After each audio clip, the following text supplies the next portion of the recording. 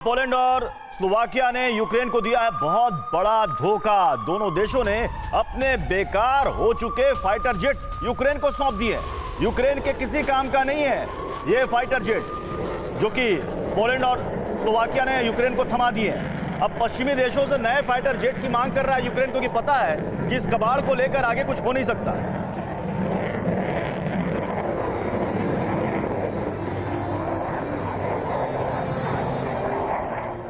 तो देखिए यूक्रेन को पोलैंड और स्लोवाकिया ने किस तरह से बड़ा धोखा दिया।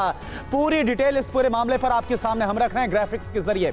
यूक्रेन को जेट के नाम पर कबाड़ सौंप दिया। पोलैंड और स्लोवाकिया ने यूक्रेन को कबाड़ हो चुके फाइटर जेट सौंप दिए।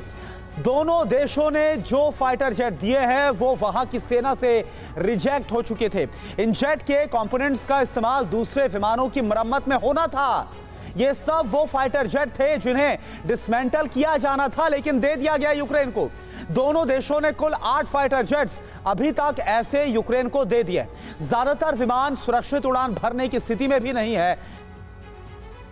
तो देखिए, ये जो जानकारी सामने आई है ये दरअसल बताने के लिए काफी है कि यूक्रेन के साथ दरअसल नाटो कंट्रीज क्या सुलूक कर रहे हैं। आइए कुछ अहम सवालों पर अब गौर कर लेते हैं। अधर में पड़ता हुआ यूक्रेन नजर आ रहा है। क्या पोलैंड और स्लोवाकिया ने कबाड़ जेट देकर यूक्रेन को बड़ा धोखा दिया है? क्या कुछ यूरोपीय देश अब यूक्रेन की मदद में अनमने नजर आ रहे हैं?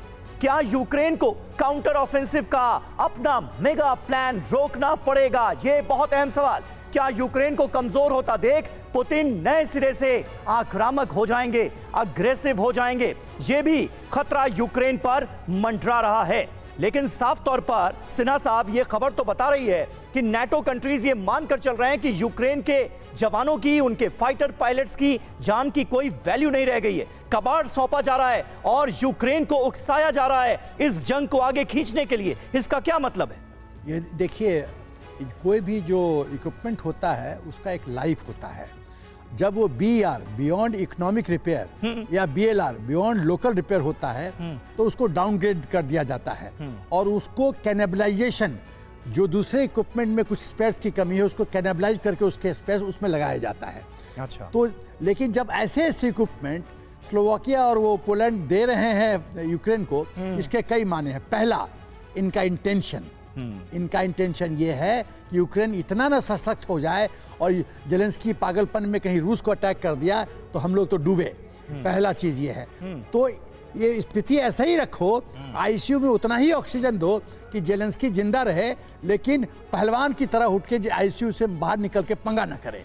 ये इंटेंट दिखाता है। तो इसका मतलब है षड्यंत्र साफ है, ये लड़ाई लंबी चलेगी और जो वेस्ट की स्ट्रेटजी है ब्लीड रशिया टू डेथ, इसी स्ट्रेटजी पे ये सिलसिला चलता रहेगा। अब देखना है कि रूस इस स्ट्रेटजी को काउंटर कैसे करते हैं, कितना ऑफेंसिव जाते हैं।